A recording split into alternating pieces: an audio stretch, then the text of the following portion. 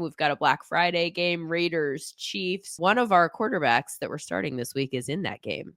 Yeah, Patrick Mahomes, matchup-based starter. Patrick Mahomes, great last week. We told you to start him. Start him against the Raiders. Their defense has allowed 10 touchdowns and nearly 23 fantasy points per game. The quarterback since week 9. Mahomes is in my top 5. Justin Herbert against Atlanta. Last week, he was good. He wasn't great. But Atlanta has allowed 17-plus fantasy points to quarterbacks 6 times, including 5 who've gone over 20. They've also allowed the second most fantasy points per game to quarterbacks in the last 4 weeks.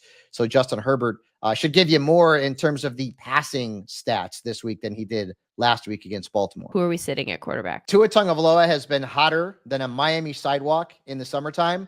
Wow. Now he's going to Lambeau Field where he's going to freeze his little tuchus off. And we all know that Tua Tagovailoa does not do well in cold weather games.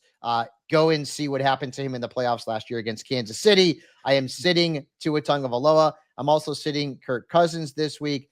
His stats have declined in 4 straight games. Yeah. Before the bye, he had a 4.9-point stinker against Denver. He's got the Chargers this week. They've allowed 14 touchdowns and 6.2 fantasy points per game to quarterbacks this season. And, of course, there's no buys this week, so Cousins is easy to sit.